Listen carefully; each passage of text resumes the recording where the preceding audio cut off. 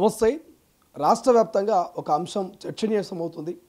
So ఏదైతే హైదరాబాదు హెచ్సియుకి సంబంధించి 400 ఎకరాల భూమిని ప్రభుత్వం వేలం వేయబోతున్నది, వేలం వేసి సొమ్ము చేసుకోబోతుంది అనేది అక్కడ ఉన్నటువంటి స్టూడెంట్స్ చేస్తున్నటువంటి నిరసన కావచ్చు, ప్రతిపక్ష విపక్షాలు చేస్తున్నటువంటి ఆరోపణ కావచ్చు. సో తాజాగా బండి సంజయ్ స్పందించుండి నిన్న హెచ్సియుకి సంబంధించి అక్కడ డోజర్లు పెట్టి క్లీన్ చేస్తూ ఉంటే స్టూడెంట్స్ అంతా కూడా నిరసన వ్యక్తం చేశారు. పోలీసులు వాళ్ళని అరెస్ట్ చేసినటువంటి పరిస్థితి, ఆ తీరు బాగలేదంటూ ఇటు హరీష్ రావు స్పందిస్తూ ఉన్నాడు, ఇంకోవైపు బండి సంజయ్ స్పందిస్తూ ఉన్నాడు.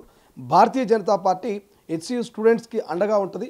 గత ప్రభుత్వం కంటే దారుణంగా నీచంగా రేవంత్ సర్కార్ ప్రవర్తిస్తుంది విద్యార్థుల పట్ల, ప్రభుత్వ భూముల పట్ల అని కామెంట్ చేశారు.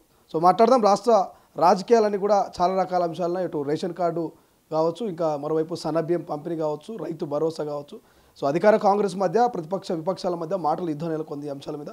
మనతో పాటు కాంగ్రెస్ పార్టీ సీనియర్ నాయకురాలు సో ఇందిరా శోభన్ గారు మాట్లాడే ప్రయత్నం చేద్దాం.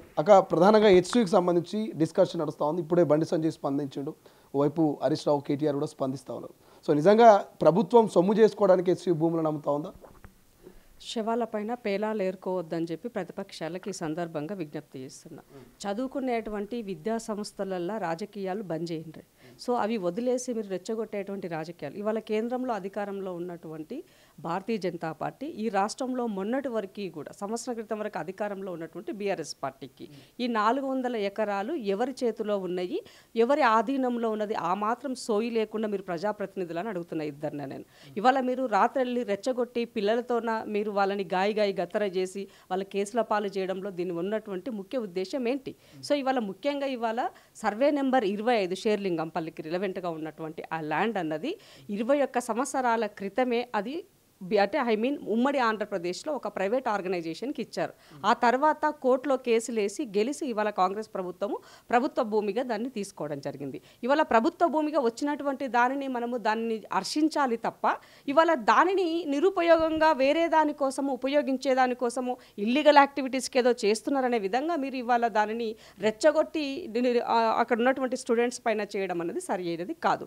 ఫస్ట్ ఆఫ్ ఆల్ అక్కడ ఉన్నటువంటి అంటే డెవలప్మెంట్ యాంగిల్లో అక్కడ ఉన్నటువంటి 400 ఎకరాలు సర్వే నెంబర్ 25లో ఈ ఒక గుంట భూమి కూడా యూనివర్సిటీకి రిలవెంట్గా ఉన్నటువంటిది కాదు. అందులో భాగంగానే అక్కడ సరస్సులకు సంబంధించినటువంటి వాటికి కూడా ఎకానమీ ఎన్విరాన్మెంట్ గురించి కూడా ఏదో మాట్లాడుతున్నారు. సో వాటిని కూడా ఎక్కడ డిస్టర్బ్ చేయకుండా, వాటి యొక్క ఎలాంటి ముప్పు కలగకుండా అక్కడ ఉన్నటువంటి ల్యాండ్ని చాలా సేఫ్గా ఇవాళ ఈ ప్రభుత్వం ఒక ప్రెస్టేజ్ ఇష్యూగా డెవలప్మెంట్ యాంగ్ వైపుకి వెళ్తున్నది.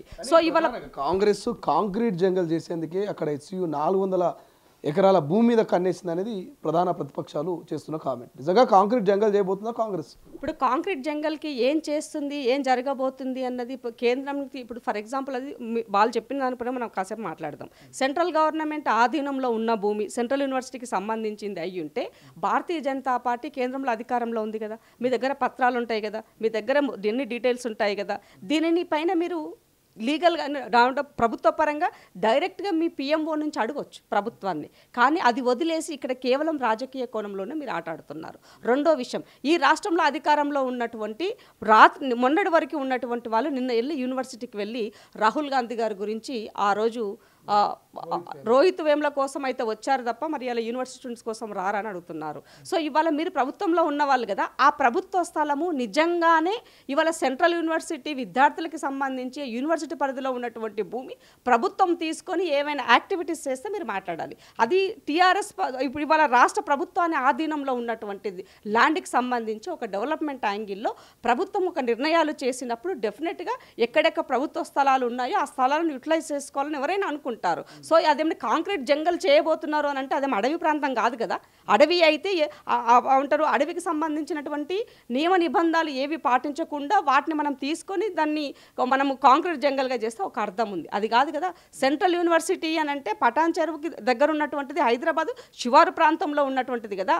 మీరు బీఆర్ఎస్ ప్రభుత్వం అధికారంలో ఉన్నటువంటి 10 సంవత్సరాల కాలంలో గ్రేటర్ హైదరాబాద్ పరిధిలో ఉన్నటువంటి భూములను పూర్తిగా అంటే వ్యవసాయానికి ఉపయోగపడేటువంటి భూములన్నింటినీ కూడా నిరుపయోగంగా చేసి ఇవాళ రియల్ ఎస్టేట్ ప్రభుత్వమే ల్యాండ్ రియల్ ఎస్టేట్ చేసినటువంటి పరిస్థితి బీఆర్ఎస్లో మనం చూసాం. ఇవాళ దయ్యాలు వేదాలు వల్లించినట్టుగా గురువింద సామెత లెక్క నువ్వు చేసినవి ఏవి తెలియదు, నాకేం తెలియదు, నేను గుర్తెరగను అన్నట్టుగా ఇవాళ నువ్వు చేసినవన్నిటువంటి తప్పులను సరిదిద్దే ప్రయత్నంలో ఇవాళ ముఖ్యమంత్రి గారు ఇవాళ ముందుకెళ్తున్నారు. ఉమ్మడి ఆంధ్రప్రదేశ్లో ఇవాళ జరిగినటువంటి నష్టాన్ని ఇవాళ మేము వచ్చిన తర్వాత ఆ నష్టాన్ని ప్రభుత్వ సొమ్ముగా ప్రజల సొమ్ముగా ఇవాళ దాన్ని ఐడెంటిఫై చేస్తూ ఉన్నప్పుడు మీకెందుకు అక్కసు అని అడుగుతున్నాం. సో ఇదే రేవంత్ రెడ్డి గతంలో ప్రభుత్వం భూములను వేలం వేయడం అమ్మడాన్ని వ్యతిరేకించారు.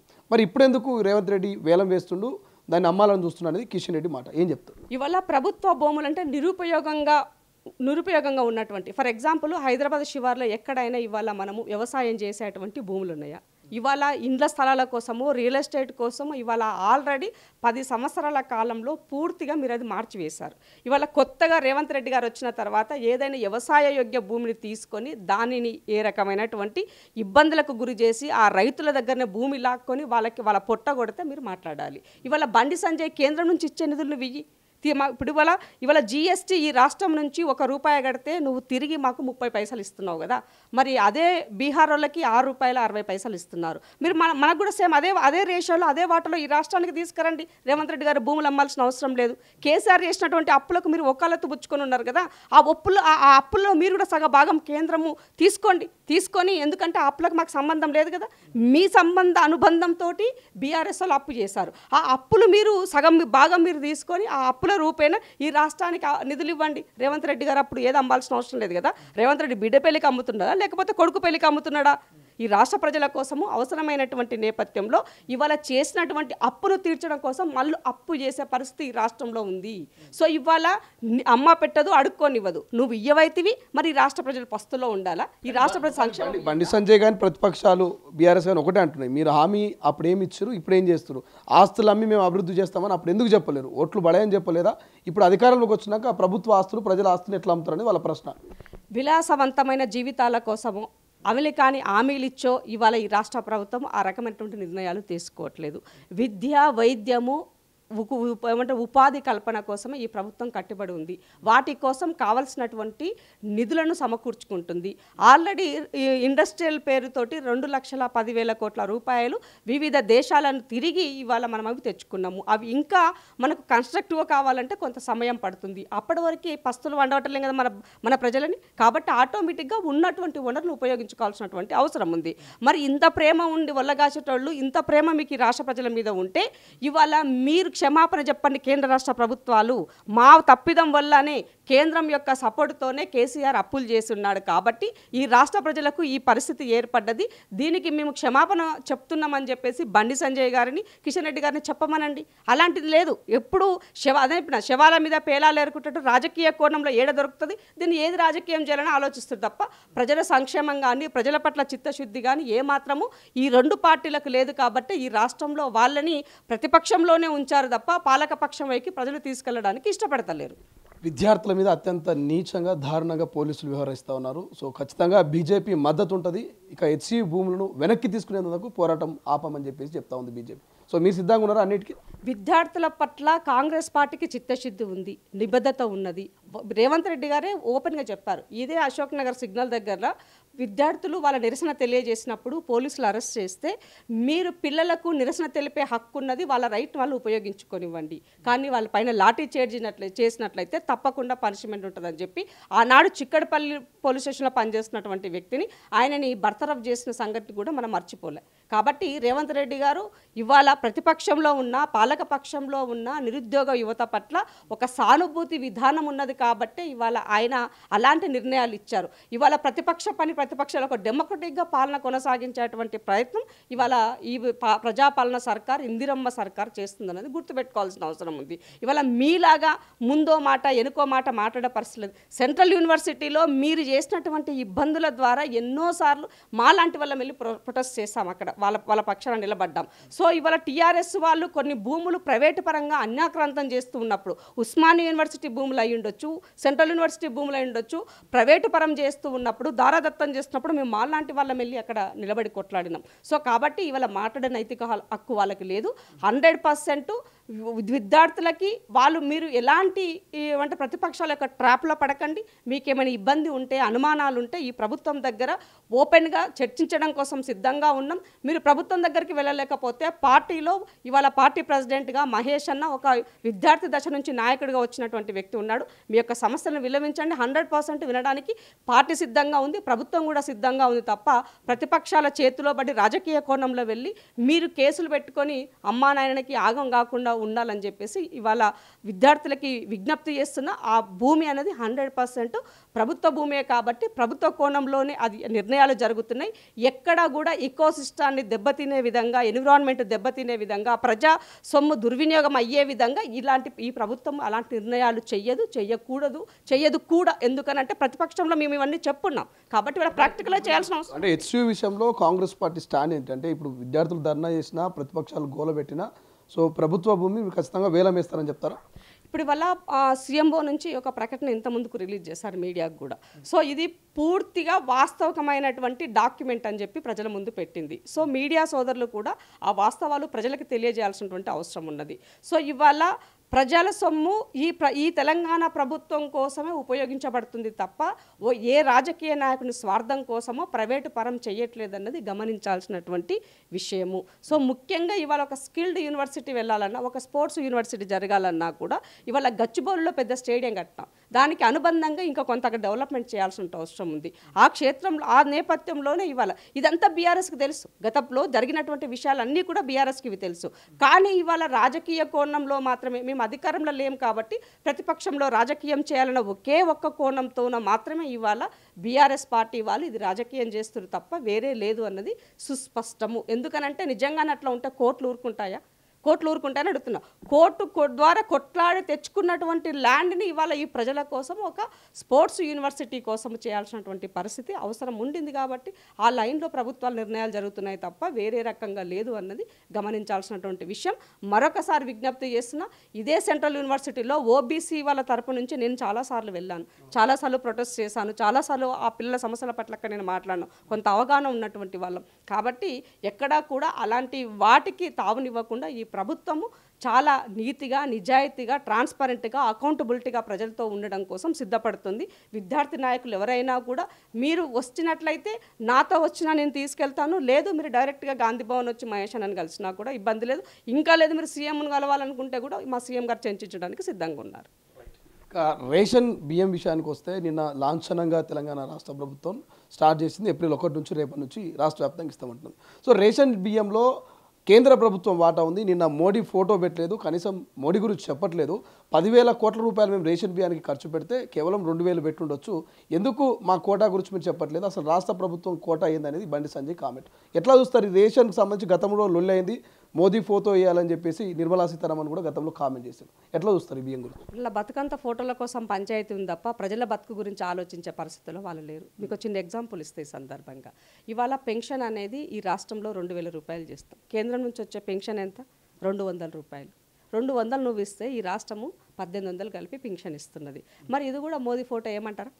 చెప్పాలా? కాబట్టి వాళ్ళ ఫోటోల పంచాయతీ కేంద్ర రాష్ట్ర ప్రభుత్వాలు రెండూ కలిపి పనిచేయాల్సినటువంటి అవసరం ఉన్నది. సంకీర్ణ ప్రభుత్వంలో ఇవాళ మీరు ఆ ధర్మాన్ని పాటించాల్సిన అవసరం ఉన్నది. ఇవాళ మేము ఈ రాష్ట్రం నుంచి రూపాయి పంపిస్తే 30 పైసలు ఇస్తున్నావు కదా, మరి నా 70 పైసలు ఏవి? ఎవరికి ఇస్తున్నావు? నా 70 పైసలు తీసుకెళ్ళి బీహార్ వాళ్ళకి ఇస్తున్నావు. బీహార్లో మరి మా ముఖ్యమంత్రి ఫోటో పెడుతురా? మీరు పెట్టాలి కదా. మరి ఈ రాష్ట్ర సొమ్ము తీసుకెళ్ళి ఆడ పెడుతున్నప్పుడు ఈ రాష్ట్ర ముఖ్యమంత్రి ఫోటో బీహార్లో పెట్టండి, అట్లనే మిగతా వాళ్ళు పాటిస్తారు. సో ఫోటోలు పెట్టడానికో ఇంకోటి చేయడానికో మాకు ఎలాంటి భేషజాలు లేవు, కానీ అది అధికారులు ప్రోటోకాల్లో వాళ్ళు చేయాల్సినటువంటి పనులు. రెండో విషయం ఏంటంటే రేషన్కి సంబంధించి ఇవాళ మేము సన్న బియ్యముతో కూడినటువంటి, అంటే రేషన్ ఇస్తే ఒకప్పుడు బియ్యాన్ని తీసుకెళ్ళి పక్క షాప్లో అమ్ముకున్నటువంటి దాఖలాలు ఉన్నాయి, లేదా దొడ్డు బియ్యాన్ని పాలిష్ చేసి మళ్ళీ ఇంకొకరికి రీసైక్లింగ్ చేసి అది బిజినెస్ చేసే పరిస్థితులు ఉన్నాయి. ఇవన్నీ గమనించినటువంటి ప్రభుత్వం ఇవాళ ఉత్తమ్ కుమార్ రెడ్డి గారు చాలా క్లియర్గా ఒక నోట్ తయారు చేసి ఇది ఉపయోగపడాలి పేదవాడికి, మనం రేషన్ ఇస్తుందే పేదవాడి బతుకులు ఆకలి దప్పికలు తీరాలన్న ఉద్దేశంతో ఇస్తున్నాం కాబట్టి సన్న బియ్యం అయితే యూటిలైజ్ అవుతుంది, మన దగ్గర పండుతున్నాయి, పండేటువంటి దానిని నా రాష్ట్ర ప్రజలకే ఇస్తాను తప్ప ఇంకొకరికి ఇచ్చి నేను మళ్ళీ కొనుక్కోవాల్సిన అవసరం లేదన్న ఉద్దేశంతో ఈ పథకాన్ని నిన్న పండగ పూట ఉగాది పండగ రోజు తెలుగు తొలి సంవత్సరం దినంగా మనం చెప్పుకుంటాం కాబట్టి నిన్న ప్రారంభించారు, ఆ కార్యక్రమాన్ని మొదలుపెట్టినారు. వాస్తవం చెప్పాలనుకుంటే ఇవాళ రేషన్ షాప్ డీలర్లకి 1వ తారీఖు నుంచి యాక్చువల్గా ఏప్రిల్ 1 నుంచి మొదలు పెట్టాలన్న ఉద్దేశం ఉండింది. పండగ అని చెప్పి నిన్న మొదలు పెట్టారు. ఇవాళ ఈ బియ్యం మీద రాజకీయం చేయాలంటుంటే మీకు మీ చిత్తశుద్ధిని ఈ రాష్ట్రానికి రావాల్సిన నిధుల పట్ల బైఫర్గేషన్ యాక్ట్లో పొందుపరిచిన అంశాల పట్ల మీ యొక్క చిత్తశుద్ధిని తేల్చండి. అట్లాగే ఇవాళ హౌసింగ్ స్కీమ్కి సంబంధించి కేంద్రం నుంచి వచ్చేటువంటి వాటిని ఈ రాష్ట్రం యూటిలైజ్ చేసుకున్నటువంటి కూడా ఓపెన్గా చెప్తుంది. ప్రభుత్వం చెప్పింది, కేంద్రం నుంచి ప్రధానమంత్రి ఆవాస్ యోజన నుంచి మనకి ఇన్ని ఇండ్లు శాంక్షన్ అయ్యి ఉన్నాయి, వీటి నేపథ్యంలో వచ్చినటువంటి డబ్బులకు ఇంకా కొంత మనం యాడ్ చేసినట్లయితే ప్రజలకి ఇంకింత మనం మేలు చేయగలుగుతాం. అంటే 2 రాష్ట్ర ప్రభుత్వాలు కలిసినప్పుడే ఈ దేశం సంక్షేమం వైపుకు వెళ్తుంది, సంక్షోభం నుండి. కాబట్టి అది మర్చిపోయి కేవలం భారతీయ జనతా పార్టీ అధికారంలో ఉన్నటువంటి రాష్ట్రాల్లో మాత్రమే అత్యధిక నిధులు ఇస్తూ మీరు ఈ ప్రజల్ని మోసం చేస్తున్నారు. తెలంగాణ రాష్ట్రం నుంచి అత్యధికంగా వాటా వెళ్తున్నప్పుడు ఈ రాష్ట్ర ప్రజల్ని మోసం చేస్తూ మీరు మాకు ఇచ్చే కేటాయింపుల్లో కోత విధిస్తున్నారు. కాబట్టి పదే ఇవాళ రేవంత్ రెడ్డి గారు ఇప్పటికే ఢిల్లీ 40 సార్లు తిరిగారు. ఢిల్లీ 40 సార్లు పోయినప్పుడు ఎన్ని అంశాల పట్ల మీకు రిప్రజెంటేషన్ ఇస్తే ఎంత మంత్రులు స్పందించారు, ఎన్ని నిధులు తిరిగి తీసుకొచ్చారు? ఈ రాష్ట్రం నుంచి ఇవాళ ఒక బొగ్గు గనుల శాఖ మంత్రి ఉన్నాడు, ఇవాళ ఒక టూరిజంకి సంబంధించి ముందు పనిచేస్తున్నారు, హోంశాఖకు సంబంధించినటువంటి మీరు ఉన్నారు. మరి మీరెందుకు ఏం చేయలేకపోతున్నారు? ఈ రాష్ట్రంలో రావాల్సిన వాటి పట్ల మీ చిత్తశుద్ధి ఎంతో చెప్పండి. ఈ రాష్ట్ర బిడ్డగారా? ఈ రాష్ట్ర ప్రజలు మీకు ఓట్లు వేయలేదా? ఈ రాష్ట్రంలో మీ భాగస్వామ్యము మీకు అవసరం లేదా? ఈ రాష్ట్ర ప్రజల భాగస్వామ్యం అవసరం లేదా? సో ఇలా తెలంగాణ లేకుండానే ఈ దేశం ఉందా? ఆలోచించుకోవాల్సిన అవసరం ఉంది. కాబట్టి ఫోటో పెట్టాలన్న పంచాయతీ బంద్ చేసి తెచ్చేటువంటి నిధులు మీ చిత్తశుద్ధి చాటండి. సో 100% ఇవ్వండి. 100% ఈ ప్రభుత్వం అప్పుడు అన్నీ చేస్తుంది మీకు. ఇవాళ ఇచ్చే అరకొర నిధులతోన మీరు మావి పెట్టలేదని పంచాయతీ పెడితే ఇది గిల్లికి ఏమంటారు, గల్లీ పంచాయతీ అయితే తప్ప దీనివల్ల ఎలాంటి ఒక పొలిటీషియన్గా మెచ్యూర్డ్గా ఆలోచించాల్సినటువంటి అవసరం ఉన్నది. కేంద్ర రాష్ట్ర ప్రభుత్వాలు ఇద్దరూ కూడా వాళ్ళ ఇళ్ల నుంచి ఎవరు ఇవ్వట్లేదు, ప్రజలు ట్యాక్స్ కట్టిన డబ్బుల ద్వారానే సంక్షేమం అందించాల్సిన బాధ్యత ఇది రాజ్యాంగ పరంగా వచ్చినటువంటి హక్కుగా ఇవాళ ఈ సమాజం చూస్తుంది. కాబట్టి కేవలం కాపలాదారు మాత్రమే ప్రధానమంత్రి ఉన్నారు, అది గుర్తుపెట్టుకోవాల్సిన అవసరం ఉంది.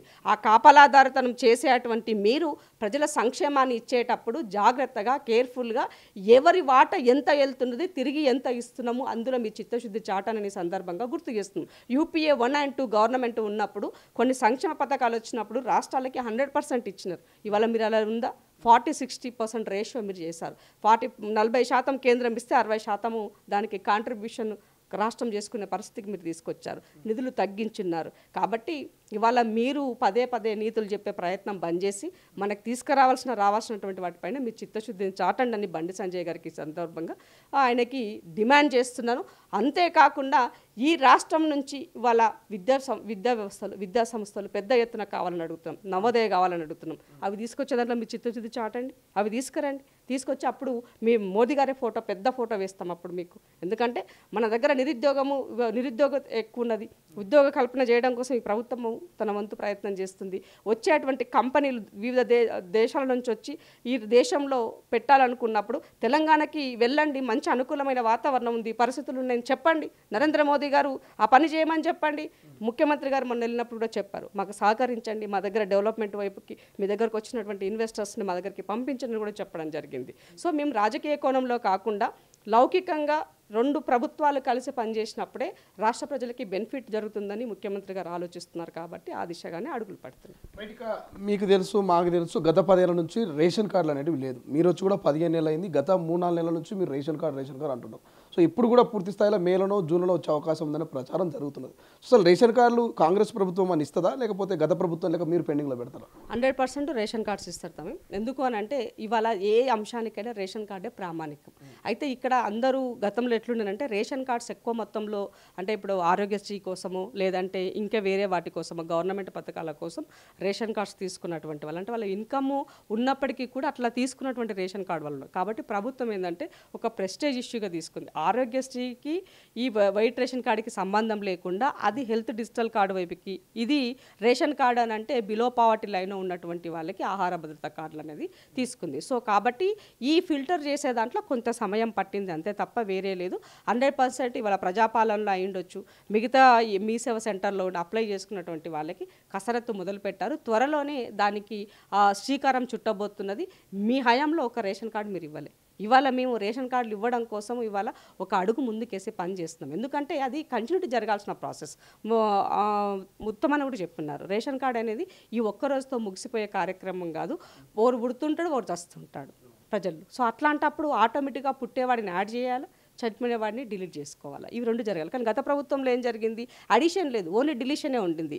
ఎవరైనా ఏ ఊరు నుంచి అయినా కూడా పెళ్లి చేసుకొని వస్తే ఆ కొత్త కోడల్ని అందులో యాడ్ చేయాలి, కానీ చచ్చిపోతే మాత్రం వెంటనే డిలీట్ అయిపోతుండే. సో దానివల్ల చాలామంది పెన్షన్ రాకుండా, విడో పెన్షన్స్ యాడ్ చేయకుండా చాలా ఇబ్బంది పడ్డారు ప్రజలు. కాబట్టి అవన్నీ గమనించుకొని, ఎందుకంటే ప్రభుత్వం మారిన తర్వాత గత ప్రభుత్వంలో జరిగిన లోటుపాట్లను అధికారుల ద్వారా పూర్తిగా సమీక్షలు చేసుకొని వాటి ఏం జరుగుతుంది, ఒక పకడ్బందీ ప్రణాళిక వైపుకు వెళ్ళాలన్నటువంటి ఉద్దేశంతో తెలంగాణ పునర్నిర్మాణంలో జరిగేటువంటి ప్రతి అంశం కూడా స్ట్రాంగ్ బేస్ ఉండాలని ప్రభుత్వం ఆలోచిస్తుంది. కాబట్టి కొంత ఆలస్యం అవుతుంది, కానీ డెఫినెట్గా వీటికి ఒక శాశ్వత పరిష్కారం దిశగా ప్రభుత్వం అడుగులు వేస్తుంది. ఇవాళ మీరు ఎడ్యుకేషన్ సిస్టమ్ తీసుకుంటే చాలా సమూలమైనటువంటి మార్పులు చేస్తున్నారు. సో ఇట్లాగే దీంట్లో కూడా ఆహార భద్రత కార్డులో కూడా ఒక ప్రాపర్ గైడ్లైన్స్ ఇచ్చి రెగ్యులర్గా జరిగేటువంటి అంశం వైపుకు తీసుకెళ్లడం కోసం ప్రభుత్వం సిద్ధంగా ఉంది. త్వరలోనే అది అవుతుంది. కొంచెం సహనంతో ఇన్ని రోజులు వెయిట్ చేస్తారు కదా, 10 సంవత్సరాలు ఆగినాం. ఒక 2-3 రోజులకి పెద్ద అయ్యేది ఏం లేదు కదా. ఇప్పటికీ ప్రభుత్వం వచ్చి 15 months అవుతుంది. సో మీకు వితిన్ 1.5 month అంటే 1.5 yearలోనే దాదాపుగా రేషన్ కార్డ్స్, ఇవాళ చెప్పినటువంటి సన్న బియ్యము, మనం అనుకున్నటువంటి ఉద్యోగ కల్పన, ఇప్పుడు ఈ ప్రభుత్వం 58,000 ఉద్యోగాలు ఇచ్చింది. కొత్త వాటికి ఇప్పుడు వర్గీకరణ అయిపోయింది, బిల్లు పాస్ అయింది. సో రేపో మాపమో ఇంకో 20,000 నోటిఫికేషన్స్ రాబోతున్నాయి. సో అప్పుడు ఆ పిల్లలకి బెనిఫిట్ అవుతుంది. సో ఇవన్నీ ప్రభుత్వం ఒక పాజిటివ్ కోణంలో ఆలోచించండి. ప్రతిదీ కూడా రాజకీయంలో. మీ ప్రభుత్వము ముఖ్యమంత్రి గారు January 26 చెప్పారు, March 31 లోపల రైతు భరోసా వేస్తామన్నారు. ఇవాళ March 31. ఇప్పటివరకు 4 ఎకరాలలో రైతులకు మాత్రమే పడ్డట్టున్నాయి. మీకు కూడా చుట్టాలు ఉంటారు, గ్రామాల్లో అడిగిన తెలుసుకున్నా చెప్తారు వాళ్ళు. మరి మిగతా రైతులకు, సాగుకు యోగ్యమైన రైతులు అందరికీ వేస్తామని చెప్పారు. ఇలా 10 ఎకరాలు 20 ఎకరాలు కూడా సాగుకు యోగ్యమైన భూములు ఉన్నాయి. వాళ్ళకు రైతు భరోసా ఎప్పుడు పడుతుందని చాలామంది ప్రశ్న. సో ఏం చెప్తారు మీరు ప్రభుత్వంలో? దీన్ని నిజంగానే మీరు వ్యతిరేకిస్తారా, స్వాగతిస్తారా? రైతు భరోసా అనేదానికి యాక్చువల్గా ప్రజల నుంచి వచ్చినటువంటి విజ్ఞప్తి ఏముండిందంటే తమ్మి, వాళ్ళు ఒక కట్ ఆఫ్ పెడితే బాగుంటుంది అనేది ఉంది. ఒక 5 ఎకరాల వరకు 10 ఎకరాల వరకు కట్ ఆఫ్ పెట్టేసేయండి అని వాళ్ళ నుంచి వచ్చినటువంటి విజ్ఞప్తి. బట్ మరి ఏమైందో తెలియదు, చివరి నిమిషంలో ప్రభుత్వము మాత్రము అందరికీ ఇచ్చేటువంటి కార్యక్రమాన్ని తీసుకుంది, అందరికీ వేస్తుంది. సో దీని అప్పుడు ఏమవుతుందంటే కొంచెం ఆర్థిక క్రమశిక్షణ కూడా బెనిఫిట్ అయ్యే పరిస్థితి ఏర్పడుతుంది. సో ఇవాళ ఎంత వ్యవసాయం చేసేవాడికి కూడా ఒక ఎంకరేజ్మెంట్గా జరుగుతున్నది. సో 10 రూపాయలు ప్రభుత్వం ఇచ్చినప్పుడు ఇంకో 10 రూపాయలు కలిపి నేను వ్యవసాయం చేసినట్లయితే తనకు కూడా బరువు బాధ్యత అనేది ఉంటుంది. బట్ ఆ లైన్ తీసుకుని ఉంటే బాగుంటుంది. మరి ఏ అంశంలో ఏ యాంగిల్లో ఈ నిర్ణయం తీసుకోవాల్సిందో నాకు కూడా ఎగ్జాక్ట్ ఐడియా లేదు. బట్ కానీ ఇప్పటివరకు 4 ఎకరాలు ఉన్నటువంటి వాళ్ళకి పడ్డది, మిగతా వాళ్ళకు కూడా ఈ ప్రభుత్వం. ఎందుకనంటే ఆర్థిక వ్యవస్థ అనేది అందరికీ తెలిసినటువంటి విషయం. మన ముఖ్యమంత్రి గారు ఓపెన్గానే అసెంబ్లీలో చెప్పారు పరిస్థితి ఏముంది, ఏం చేస్తున్నాము. సో ఇవాళ ఈ జరుగుతున్నటువంటి నేపథ్యంలో ఇబ్బందికరమైన విషయం అయినప్పటికీ కూడా కొన్ని అంశాల పట్ల ఖచ్చితమైనటువంటి నిర్ణయంతో ఆ సంక్షేమాన్ని ఆపే పరిస్థితి లేదు. 100% సంక్షేమాన్ని కొనసాగిస్తా, ముందుకు వెళ్తా అని చెప్పారు. 2 రోజులు లేట్ అవుతుంది అంతే. ఇప్పుడు ఏదైనా కూడా ప్రతి చిన్న పనిని వేట్ చేయాలన్నా కూడా ఆర్థికంగా దానిపైన ఆధారపడి డిపెండ్ అయ్యేటువంటి పని. సో డబ్బులు లేకుండా మనం ఏమీ చేయలేము, ఎన్ని మాటలు చెప్పినా కూడా. సో ఆ డబ్బుల వనరుల విషయంలోనే కొంత ఆలస్యం అవుతున్నది. వీటితో పాటుగా రైతు భరోసా ఇప్పుడు కేసీఆర్ చేసినటువంటి రుణమాఫీ అనేది ఆయన కాలంలో జరిగిన అప్పును ఇవాళ మేము వచ్చినాక 21,000 కోట్లు ఇచ్చినాము. సో నిజంగానే మేము అలా ఆ రుణమాఫీ పైసలు లేకపోయి ఉంటే బ్రహ్మాండంగా రైతు భరోసా 2 సార్లు చేసుకుని ఉండేవాళ్ళం. కరెక్ట్ కదా, దానికి పెన్షన్లు పెంచుకునే వాళ్ళం, ఇంకో 4,000 రూపాయలు వాళ్ళకి ఇచ్చి ఉండేవాళ్ళం. ఇవన్నీ జరిగి ఉండేవి. బట్ అట్లా అనుకోవాలి, ప్రభుత్వం ఒక మాట ఇచ్చింది, రుణమాఫీ కోసం ఎంతోమంది ఎదురు చూస్తున్నారు, వాళ్ళ అప్పులపైన అప్పు పెరుగుతున్నది. సో ఈ అప్పును కట్టడి చేయాలని అంటే వ్యవసాయం చేసుకునే వాడికి మనం భరోసాగా ఉంటామని చెప్పినాము, చేయాల్సిన అవసరం ఉందని చేయడం జరిగింది. ఇప్పుడు కాంగ్రెస్ ప్రభుత్వం నిజంగా చెప్పాలంటే కత్తి మీద సాము లేకుండా అనుకుంటున్నా, నాకు తెలిసి పులి మీద సవారీ చేస్తుంది అనిపిస్తుంది. ఎందుకంటే ఇప్పటికే అప్పుల కుప్ప అంటున్నారు, ఆర్థికంగా మిత్తులు కూడా కట్టలేకపోతున్నారు. మీకు ఇంకా తులం బంగారం ఉన్నది, స్కూటీలు ఉన్నాయి, మీరు ఇస్తానటువంటి 2,500 హామీ ఇంకా పెండింగ్లో ఉంది, ఇంకా చాలా హామీలు కొన్ని పెండింగ్లో ఉన్నాయి. సో ఇంకా 3.5 ఏళ్ల పరిపాలనది ఎట్లా ఉండబోతుంది మీ ప్రభుత్వం? మీరు పెట్టుకున్నటువంటి ఇంటర్నల్ మీటింగ్స్లో కానీ అక్కడక్కడ మీరు డిస్కషన్ చేసినప్పుడు ఎట్లా ముందుకెళ్ళే అవకాశం ఉంది? లోకల్ బాడీ ఎన్నికలు ఉంది, జిహెచ్ఎంసీ ఎన్నికలు ఉన్నాయి. మీరు ఇచ్చిన హామీలు నెరవేర్చకపోతే ప్రభుత్వం మళ్ళీ వచ్చే 5 ఏళ్లలో తర్వాత ఉంటుందా, పోతుందా?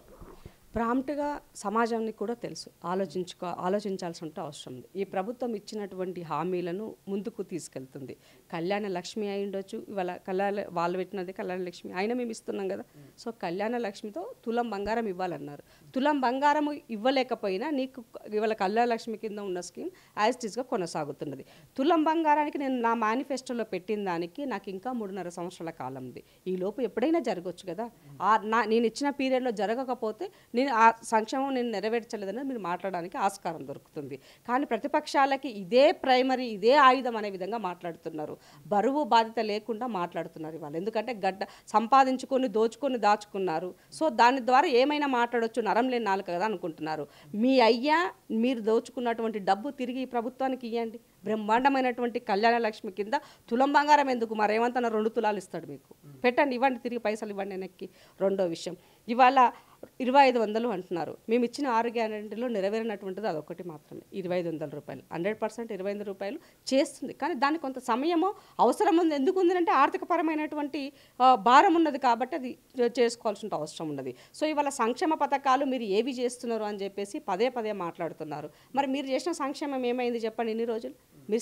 మీ సంక్షేమము పూర్తిగా మీ ఇంటి సంక్షేమంగా మారిపోయింది.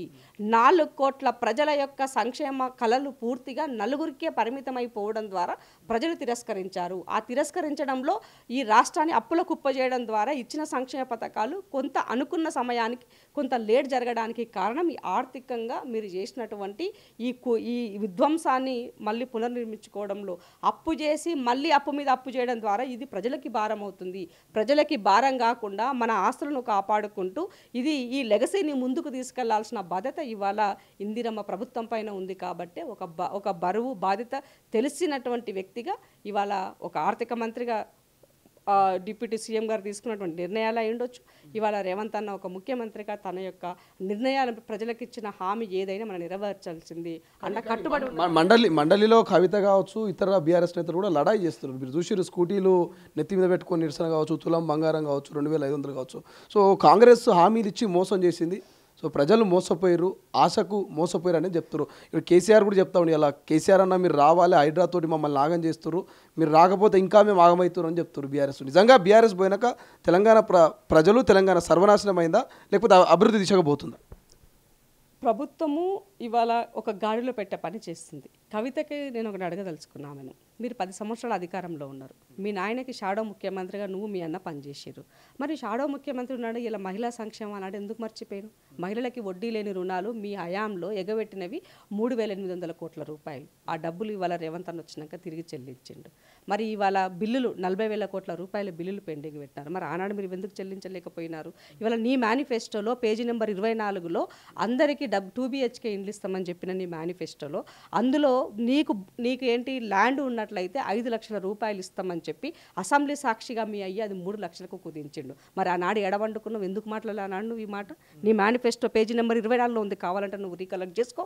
ఇవాళ ఎదుటోడికి నువ్వు ప్రతిపక్షంలో ఉన్నా కాబట్టి నేను ఏదైనా ప్రశ్నలు సంధించవచ్చు అనుకుంటున్నావు. బరువు బాధ్యత లేకపోతే ఎట్లా? ఒక ఎమ్మెల్సీగా ఉండి ఇవాళ నీవంటే మీ నాయన ముఖ్యమంత్రుడు కాబట్టి నీకు ఎమ్మెల్సీ పదవి వచ్చింది. నేను ఏం మాటలు నడుస్తుంది అనుకుంటే ఎట్లా? ఇలా స్కూటీలు పట్టుకొని రోజు ఒకటి అదే సామెత ఉంటుంది చూడండి, మార్కెటింగ్ చేసేటోళ్ళు కనుక రోజు ఎటు పట్టుకొని ప్రచారం చేసినట్టు మార్కెటింగ్ చేసినట్టుగా ఆమె రాజకీయ పదవి కోసము ఆ మండలి నడిచిన రోజులు రోజు ఒక అంశాన్ని పెట్టుకొని ముందుకు నడిచింది. మరి ఇవన్నీ ఆ రోజు ఎందుకు యాదకు రాలే? రుణమాఫీ ఆనాడు మీ నాయన ఎందుకు చేయలే? మీ నాయన చేయలేని రుణమాఫీ అలా రేవంత్ రెడ్డి చేసిండు. మీ నాయన ఎలక్షన్ల ముందు రైతు బంధు పైసలు ఇస్తానని ఇయ్యలేకపోతే ఆ పైసలు రేవంత్ రెడ్డి ఇచ్చిండు. మరి ఆనాడు ఇవన్నీ ఎందుకు యాదకు రాలే? ఇవాళ స్కూటీలు ఇవ్వలేదని బంగారం రాలేదు, బంగారం బిస్కెట్లు పట్టుకొని మోసినాం. మరి నీ దగ్గర ఉన్న వజ్ర వైద్యులు ఈ ప్రభుత్వ ఖజానా పెరుగుతుంది, ఆటోమేటిక్గా ఈ రాష్ట్ర ప్రజలకు ఇవ్వడానికి పాసిబిలిటీ అవుతుంది. చేయలేనటువంటి అంశాలన్నింటినీ కూడా ఇవాళ పదే అవే మాటలు చేసిన విషయాలు కూడా చెప్పండి సమాజానికి. ఇవాళ మహిళల కోసం కాంగ్రెస్ చేసింది ఇవాళ వడ్డీ లేని రుణాలు ఇచ్చినాం. వడ్డీ లేని రుణాలు ఏదైతే ఉన్నాయో ఆ రుణాల అమౌంట్ మీరు పెండింగ్ పెట్టింది తిరిగి ఇచ్చిన. రెండో విషయం ఏంటంటే నీవు ఆనాడు మేము బంగారు తల్లి అని ఒక చట్టం చేస్తే ఆ చట్టాన్ని కూడా మీరు తొలగించారు. అభయహస్తాన్ని చట్టం చేసిన మహిళల కోసం అవి కూడా మీరు తొలగించినారు. మరి ఆనాడు ఎందుకో మాట్లాడలేదు మహిళా సోదరి. ఇవాళ మహిళల పట్ల అత్యాచారం జరిగితే ఆనాడు ఒక్కనాడు ఒక ప్రెస్ మీట్ పెట్టి ఒక్కనాడు నైతికంగా బాధ్యత వహించేందుకో మాట్లాడలేదు. ఆనాడు మహిళలకు సంబంధించినటువంటి మన ఏదైతే మహిళా కమిషన్ చైర్పర్సన్ లేకపోతే మాలాంటి వాళ్ళని కొట్లాడని తప్ప ఎన్నడూ ఒక్కనాడు మీ అయ్యకు ఒక మాట చెప్పలేకపోతుంది. ఇవాళ అందుకే అంటున్నా, పదే పదే అధికారం ఉంటే ఒకటి, అధికారం లేకపోతే మరొకటి కాదు. ఉన్నా లేకపోయినా నీ యొక్క బాధ్యత ప్రభుత్వాన్ని ప్రశ్నించాల్సి వచ్చినప్పుడు ప్రశ్నించాలి, ప్రభుత్వాన్ని గుర్తు చేయాల్సిన సందర్భంలో గుర్తు చేయాలి. అది లీడర్ యొక్క లక్షణం. మీరు మహిళా క్యాంటీన్లు అన్నారు, అదేవిధంగా మహిళల్ని ప్రోత్సహించేందుకు ఆర్టీసీ బస్సులకు ఓనర్లు అన్నారు, ఏదో సోలార్ ప్లాంట్స్ అన్నారు, మహిళా పెట్రోల్ బంకులు, ఇవి సక్సెస్ అయినట్టేనా? ఇవి 100% తమ ఇప్పుడు మొన్న చేసినటువంటి మహిళా దినోత్సవం నాడు మండల సమైక్యలు జిల్లా సమైక్యల ద్వారా ఇవాళ ఫర్ ఎగ్జాంపుల్ ఒక పెట్రోల్ బంక్ ఉంది. పెట్రోల్ బంక్ పెట్టడానికి ఒక 2 కోట్లు 3 కోట్లు ఖర్చు అయితే ఆ జిల్లా సమైక్యలో ఉన్నటువంటి వాళ్ళు ఎంతమంది ఉంటే అంతమందికి ఆ లోన్ అమౌంట్ వాళ్ళకి డిస్ట్రిబ్యూట్ చేసి ఆ సమైక్య పేరు పైన అది చేయడం జరిగింది. సో ఆటోమేటిక్గా అక్కడ అది ఎంపవర్మెంట్ జరిగినట్టే కదా. ఇవాళ అట్లాగే మండల సమైక్యలో ఉన్నటువంటి వాళ్ళకు బస్సులు ఇప్పించారు. ఓ 36 లక్షలు ఒక బస్సు కొననీకైతే ఆ 36 లక్షల రూపాయలు ఆ మండల సమైక్యకి ప్రభుత్వం ద్వారా లోన్ ఇప్పించి ఆ లోన్ లింకేజీ 0 వడ్డీ లేని రుణం ద్వారా ఎవ్రీ మంత్కి ఇస్తే వాళ్ళు కట్టుకునే విధంగా, అంటే బస్సు ఎక్కడానికే ఇబ్బంది పడాలనుకున్నటువంటి ఆడబిడ్డలకు బస్సుకు ఓనర్ చేసింది కదా ఈ ప్రభుత్వం. మరి అది స్వాగతించాల్సిన విషయమే కదా. దాన్ని కూడా ఆమె వెకిలిగా మాట్లాడినటువంటి పరిస్థితి. మరి మీకెందుకు రాలే ఈ ఆలోచన? ఇవాళ ఎక్కడ రద్దీగా ఉంటే ఆ రద్దీగా ఉన్నటువంటి కూడలో ఒక క్యాంటీన్ పెట్టాలని ఆలోచించింది. ఆడబిడ్డలు ఇంటికాడ ఉంటారు, కుటీర పరిశ్రమ నడుపుకున్నటువంటి వాళ్ళు తయారు చేసిన వస్తువులకు మార్కెటింగ్ చేయడం కోసం ఒక శిల్పారామాన్ని వేదిక చేసి ఇచ్చింది. ఇవాళ వాళ్ళు ఏం చేయగలిగితే ఒక డెకరేటివ్ ఐటమ్ అయి ఉండొచ్చు. ఇవాళ ఫర్ ఎగ్జాంపుల్ అటవీ ప్రాంతంలో ఉండేటువంటి నా ఆదివాసీ ఆడబిడ్డలు వాళ్ళ విప్పపూతో తయారు చేసే ఒక లడ్డూను అదొక న్యూట్రిషన్ ఫుడ్గా ఇవాళ స్కూల్ పిల్లలకి ఇవ్వడం కోసం ఒక ప్రయత్నం చేస్తుంది. సో మంచి పని చేసి డెఫినెట్గా మనం శాస్త్రించాం. మీకు రాని ఆలోచన ఇవాళ మహిళా శిశు సంక్షేమ మంత్రిగా ఇవాళ సీతక్క పూర్తిగా వాళ్ళకి సమయాన్ని ఇస్తుంది. వాళ్ళ బాధలు తెలిసినటువంటి వ్యక్తిగా క్షేత్రస్థాయిలో ఇంకా ఏం సంక్షేమ పథకాలు చేస్తే బాగుంటుంది మీరు ఇవ్వండి అని అడుగుతుంది. ఆమె ఎప్పటికప్పుడు రివ్యూలు చేస్తుంది. ఇవాళ ఆమెలాగా మీరు తిరిగి చేస్తారా? ఆమె పైన పొద్దున్న లేస్తారు రాళ్ళు ప్రయత్నం మీరు చేస్తున్నారు. ఇది మీరు రాజకీయం కేవలము పొలిటికల్ లైన్లో పవర్ కోల్పోయిన తర్వాత పవర్ ఎట్లా తెచ్చుకోవాలన్న ఒక ప్రయత్నంలోనే ప్రజల్ని ఎట్లా మభ్యపెట్టాలని ఆలోచిస్తున్నారు తప్ప గ్రౌండ్ రియాలిటీలో వీళ్ళ యొక్క చిత్తశుద్ధి 0 అన్నది చాలాసార్లు సుస్పష్టమైనది, ప్రజలకు తెలుసు. కాబట్టి వాళ్ళు ఎన్ని వేషాలు వేసినా ఎన్ని మాట్లాడినా కూడా నవ్వుకుంటున్నారు. నిన్న దాంట్లో ఒక దాంట్లో చూసాను, కవిత గారు ఏదో మాట్లాడుతూ ఇవాళ బీసీలకు 42% వచ్చిందంటే నా వల్ల కాదా అంటుంది. నవ్వుకుంటారు ఎవరైనా. బీసీయా ఆమె బీసీయా వాళ్ళ అయ్యే బీసీయా వాళ్ళ అమ్మ బీసీయా ఆమెకేం హక్కు ఉన్నది దాని మీద? ఏమున్నదని బీసీల వాక్యం ఉన్నది కాబట్టి దాన్ని వేసుకొని నలుగురు వెనకేసుకొని తిరిగి మాట్లాడుతున్నావు నువ్వు. సో ఈ ప్రభుత్వము చిత్తశుద్ధిగా చేయాలన్నది మేనిఫెస్టోలో పెట్టింది. సో అది చేసిన తర్వాత లోకల్ బాడీకి పోతామని చెప్పింది. అందుకే కులగణన చేసింది. కులగణనలో జనగణనలో కులగణన చేసి ఇది మొదలుపెట్టి చేసింది ప్రభుత్వం యొక్క చిత్తశుద్ధి ఉంది కాబట్టి పని మొదలుపెట్టింది. మీ నాయన 33% చేస్తా అని చెప్పి 33 చేయకుండా కేవలం 22కే పరిమితం చేస్తున్నారు. అది ఆమె దాన్ని కంప్లీట్గా మిస్కమ్యూనికేట్గా మాట్లాడుతుంది. నేను ఒక ఛానల్లో చూసినప్పుడు వినున్నాను. సో కాబట్టి అబద్ధాలు మీరు అతికినాడు చెప్పడానికే మీకు దేవుడు పెట్టిన విద్య మీ దగ్గర ఉండొచ్చు, కానీ ప్రజలు వాస్తవాలు గ్రహిస్తున్నారని గుర్తుపెట్టుకున్నాను. కవితమ్మకి సందర్భంగా గుర్తు చేస్తున్నాను. Thank you. ఇది మొత్తం మీద ఇందిరా శోభన్ గారు క్లియర్గా చెప్తా ఉన్నారు. మనకు కూడా క్లియర్గా అర్థమవుతుంది, కత్తి మీద సాము లెక్క పులి మీద సవారు చేసినట్టు కాంగ్రెస్ ప్రభుత్వం ప్రస్తుతం ఈ 15 నెలల తర్వాత కనిపిస్తుంది. సో ఆర్థికంగా నిత్యం ఇబ్బందులు ఉన్నామని చెప్తా ఉంది. ఇప్పటికే భూములను వేలం వేసింది. ఆ వేలానికి కూడా ఎన్నో అడ్డంకులు అవరోధాలు వస్తూ ఉన్నాయి. కాబట్టి సో ఏం చేయబోతుంది ఈ 400 ఎకరాల భూమి విషయంలో ఈ ఇష్యూ విషయంలో మరి ఇప్పటికే బీజేపీ మద్దతు ఇస్తూ ఉంటుంది. స్టూడెంట్స్ లడాయి మొదలుపెట్టారు కాబట్టి దీన్ని ఎట్లా కాన్వే చేస్తుంది, ఎట్లా ఓవర్కమ్ చేసుకొని ఈ భూములను వేలం వేస్తుంది, ఎట్లా అమ్ముకుంటుంది అనేది చూడాల్సినటువంటి అవసరం ఉంది. చూద్దాం. ఇంకా 3.5 ఏళ్ళు మాకు టైం ఉంది. ఇచ్చిన హామీలను 6 గ్యారెంటీలను తూచా తప్పకుండా అమలు చేస్తామంటున్నారు. మరి ఇచ్చిన మాట నిలబెట్టుకుంటుందా? గత ప్రభుత్వం లెక్క మాటను మరి తప్పుతుందా అనేది చూడాల్సిన అవసరం ఉంది. కెమెరా పర్సన్ అజయ్తో శ్రీశైలం, తొలి వెలుగు, హైదరాబాద్. ప్రపంచంలో ఏ మూల ఏ క్షణం ఏం జరుగుతుందో వేగంగా తెలుసుకోవడానికి తొలి వెలుగు వాట్సాప్ ఛానల్ని ఫాలో చేయండి.